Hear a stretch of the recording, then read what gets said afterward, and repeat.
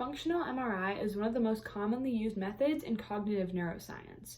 When most people hear the word MRI, they think of the common anatomical MRI. But what makes functional MRIs different from those is that rather than measuring all of the flow of water in the body, functional MRIs measure the flow of blood in the body, which makes them especially useful and typically used when looking at the brain, because scientists can see where blood is flowing in the brain and then use a special type of contrast imaging called BOLD, or blood oxygen level dependent.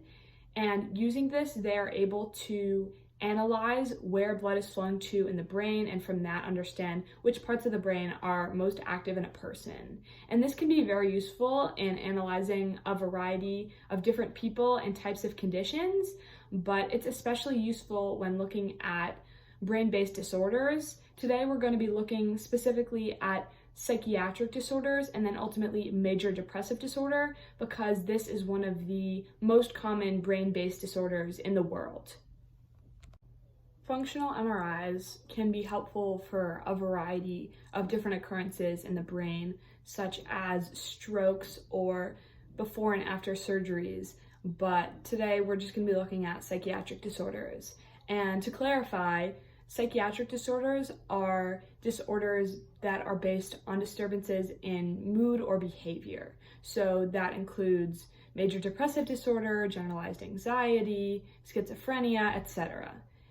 And the reason why functional MRIs are specifically helpful for analyzing these conditions is because people with psychiatric disorders have atypical connectome hierarchies, meaning that they have more or less connections in certain parts of their brain, and those areas are more active than in the average person.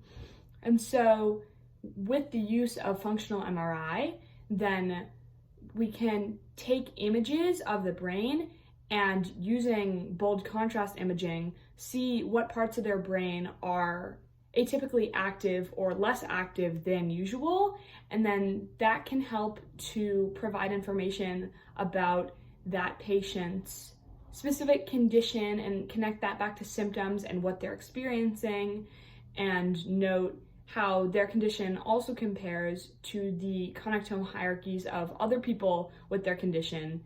So now you might be thinking, well, that's great. You understand where the blood is flowing in someone's brain and what parts are more active, but what does that actually do?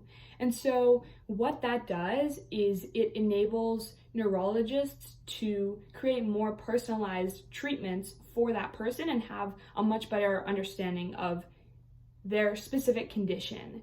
And this leads to great advances in two interconnected fields called precision medicine and precision psychiatry, which are both all about how can we make more personalized treatments for people and understand their conditions as an individual person and not just as that condition as a whole.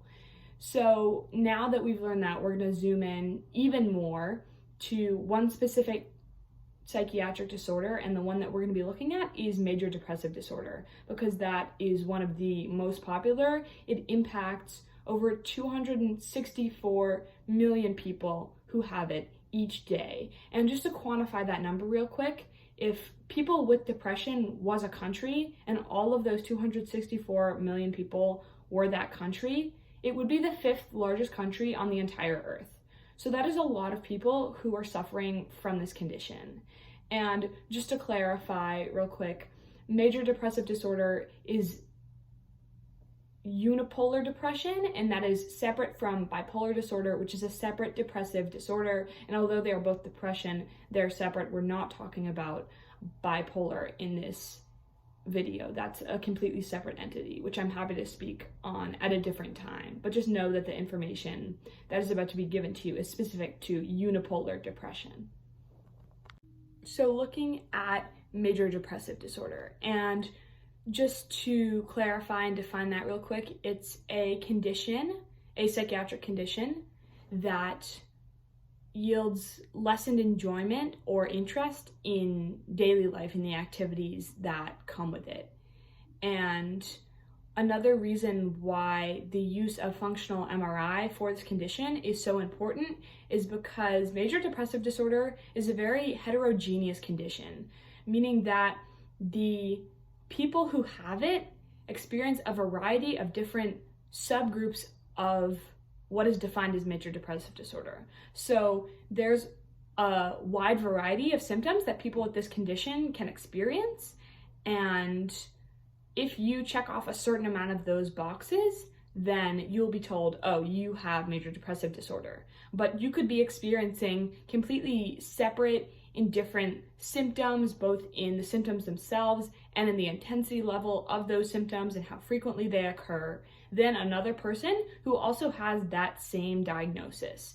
And so, just as the diagnosis is one fits all, unfortunately, the treatments are not one size fits all, because each person's individual condition, although it has the same name, is very separate from some of the other people with that exact condition. And because it's so heterogeneous, there's a really strong importance and emphasis on precision medicine and precision psychiatry, because we want to be able to provide treatments for everyone that will be effective for them. And one same treatment with such a heterogeneous condition is not consistently effective, which is why in this condition specifically, functional MRI plays a really important role and can enable us to understand someone's condition for themselves and for their specific condition, rather than just the label that applies to so many other people with very separate experiences from them with regards to the same condition. And that's why it has such a strong significance, because looking at that bold imaging can help us form personalized treatments for people with major depressive disorder that will work specifically for them.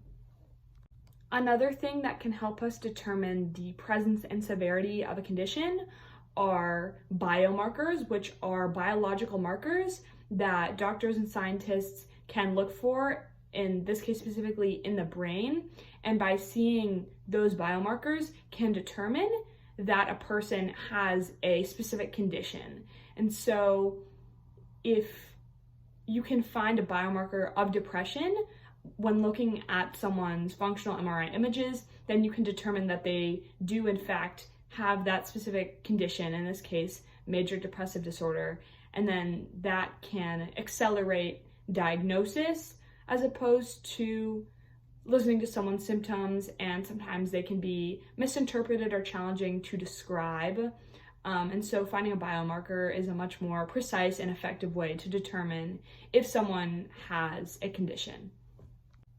Although this technology has had a very positive and large impact, arguably influential, revolutionary, on the way that we address brain-based conditions, and specifically on major depressive disorder, since that's what we are looking at today, as there almost always are, there are certainly concerns. And so for the sake of transparency, I'm also going to be going over those. To start, there are multiple concerns surrounding bold imaging, because that's the main mechanism here of how we are imaging the brain and then using that to convey activity.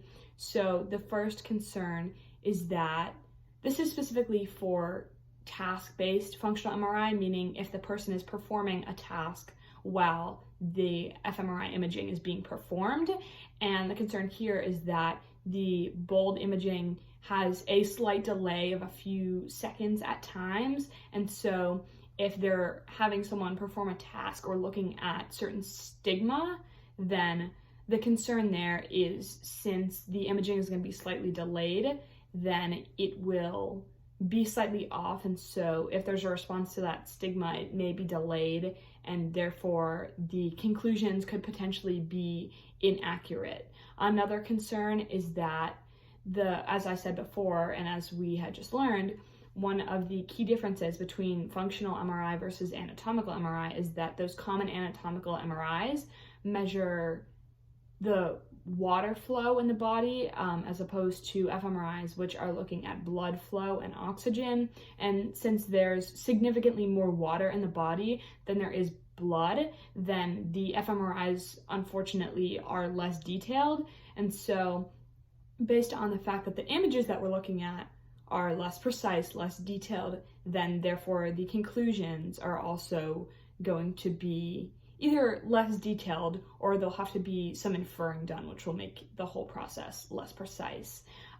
Final concern surrounding the bold imaging is that when looking at the magnitude, there are no negatives, or there's no way to distinguish between positive and negative correlations. And so obviously those two are very different, and it's important to determine whether there's a positive or negative correlation when looking at two factors, but since there are no negatives, that will be impossible to determine.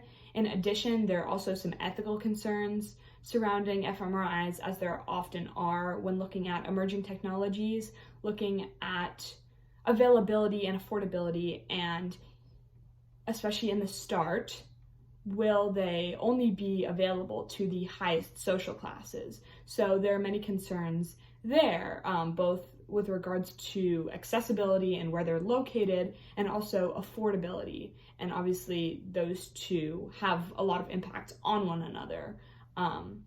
But as is often an ethical philosophy when looking at emerging technologies and their growth, if they aren't introduced even just to the highest social classes now, they will never be able to spread and become more available. And so if we implement them now, even if they're in higher class areas and only for people who can afford them at a high price, then over time, this technology ultimately will become more widespread and more accessible for a variety of people, and more affordable as well, because as there are new technologies coming up, and as time goes on, then the technology will become more profitable and therefore more affordable.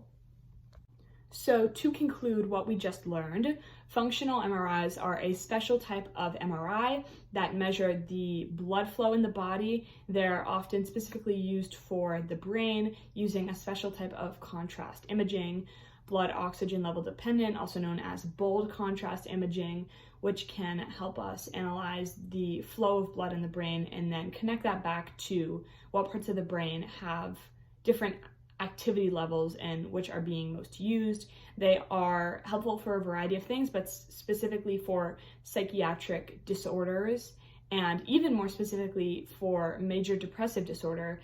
And the reason is that all psychiatric disorders and the people who have them have atypical connectome hierarchies, meaning that they have different levels of connection and activity in certain parts of the brain in comparison to the average person without a psychiatric disorder.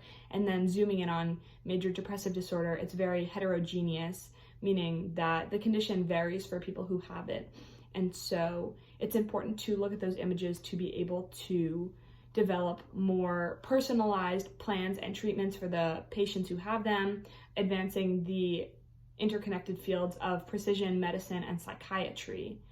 And although there are certainly some concerns surrounding the technology and its use for major depressive disorder, such as the ethics of it and a bunch of concerns surrounding both contrast imaging, ultimately it does a lot more good than it does harm. And over time, as technology continues to advance, these problems will also become less significant. Thank you.